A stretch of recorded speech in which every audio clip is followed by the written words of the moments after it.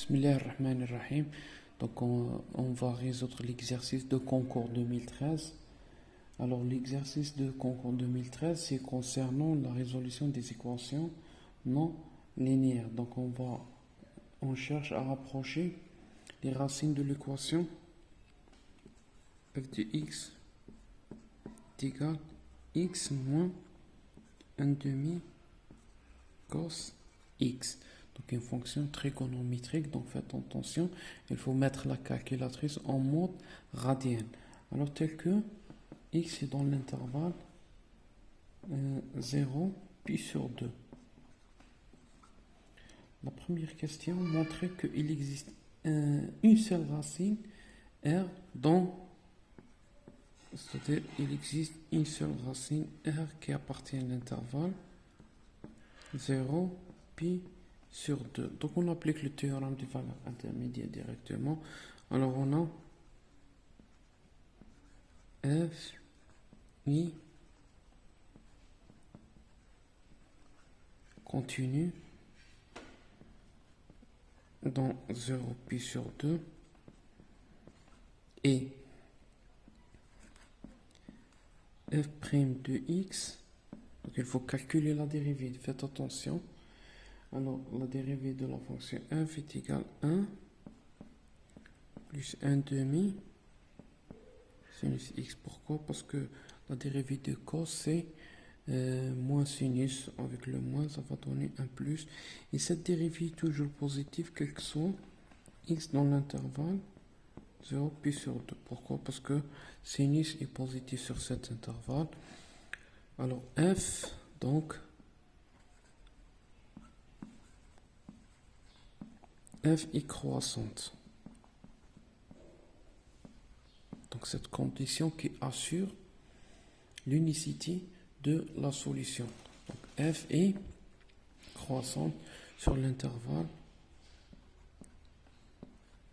0 pi sur 2 et f de 0 est égal donc moins 1 demi qui est négatif et f de pi sur 2 on sait que cos pi sur 2 est égal à 0, donc est égal pi sur 2 qui est positif, donc une négative l'autre positif.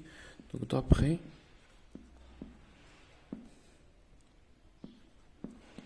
le théorème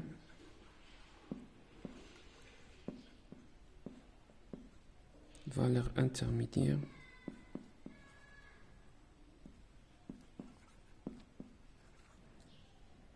f admet une racine unique R appartient à l'intervalle 0 pi sur 2 ouvert. Donc ça concernant la première question. Alors dans la deuxième question, donc on a le schéma suivant, on a la suite x1 plus 1 est égal j de xn avec x0 quel que soit dans l'intervalle 0 pi sur 2 avec la fonction j de x c'est 1 demi cos x.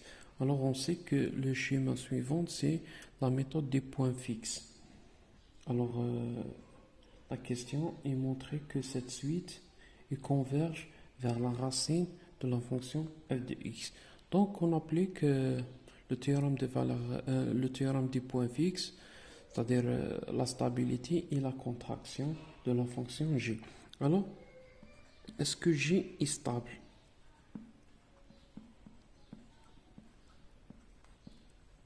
Dans l'intervalle 0 pi sur 2. Alors g c'est la fonction 1 demi cos x. Alors l'aire dérivée g' de x est égal à moins 1 demi sinus de x qui est négatif. Donc g est décroissante, c'est-à-dire lorsque x est dans l'intervalle 0 pi sur 2, alors dire l'image par la fonction g de x, puisque la fonction g de x est décroissante, donc l'inégalité t'englève donc maintenant le g de 0 maintenant le g de pi sur 2. Alors on trouve g c'est 1 demi cos تعوض بي سور دو دونك اون تروف زيرو بالزيرو ونلقاو ان دومي وهذه صغيرة على بي سور دو معناتها جي دو اكس اوسي appartient l'intervalle 0 pi sur 2 donc la stabilité parce que l'image il reste dans l'intervalle AB. D'après la stabilité, donc on va vérifier la contraction de la fonction g. Est-ce que g est contractante? Alors pour ça, on va calculer la valeur absolue de g' de x. Alors on sait que g' c'est moins 1 demi sinus x, et puisqu'on a la valeur absolue, donc on a 1 demi sinus x. Alors le sup de cette dérivée sur l'intervalle 0 puis sur 2, puisque cette fonction est croissante, parce que leur dérivée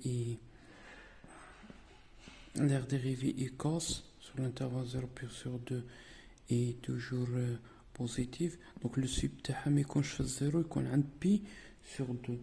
Alors que lorsqu'on applique par pi sur 2, on trouve un demi. Donc هذا هو الكون qui est strictement inférieur à 1, donc G est contractante. Quand on a كبير على 1 ما عندناش la condition de contraction. Très bien, donc les deux conditions sont bien vérifiées. Donc d'après théorème du point fixe, la suite x1 plus 1 égale à g de x1 et converge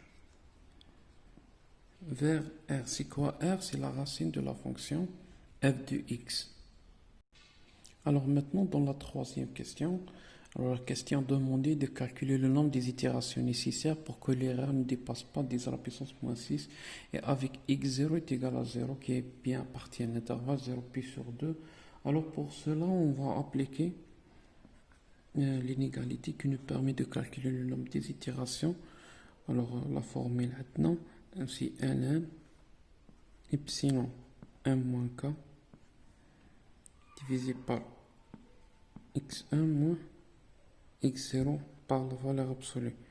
Pourquoi? Pour éviter c'est-à-dire les cas négatifs, parce que soit positif k serait le 1 moins k négatif positif, donc le 4x1 serait le x0 peut-être négatif pour parce qu'on a fait ln le tout divisé par ln k, c'est que k est toujours entre 0 et 1. Maintenant il faut calculer x1. Alors x1 est égal à quoi? x1 est égal à g de x0. x0 c'est 0, ça fait g de 0. Et maintenant aussi 1 demi cos 0, ça fait maintenant 1 demi. Ça y est, x1 عندنا k اللي لقيناه كبير, k كان عندنا c'est 1 demi. Donc هذا le paramètre de la contraction.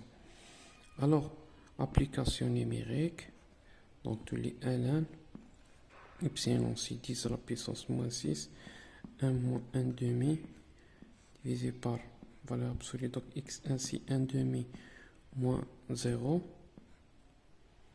le tout divisé par ln 1 demi. 1 demi moins 1 c'est 1 demi avec 1 de 3, on a ln 10 à la puissance.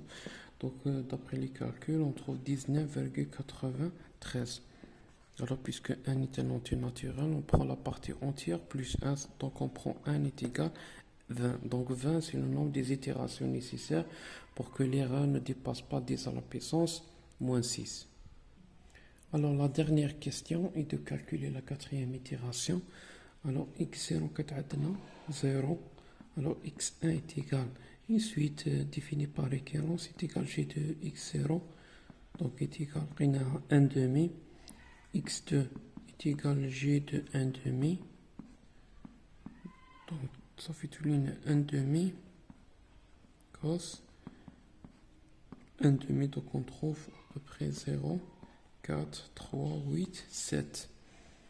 x3 est égal à g de cette valeur de x2, donc 0, 4, 3, 8, 7, donc est égal à 0, 4526, et finalement x4 est égal à g de x3 de 0,45, 26, donc est égal à peu près 0, 4, 4, 9, 6, et on voit la convergence vers la solution exacte. Alors cette séance est terminée. Donc dans les prochaines vidéos, on va essayer de résoudre d'autres concours comme concours 2012, 2015, et je vous remercie.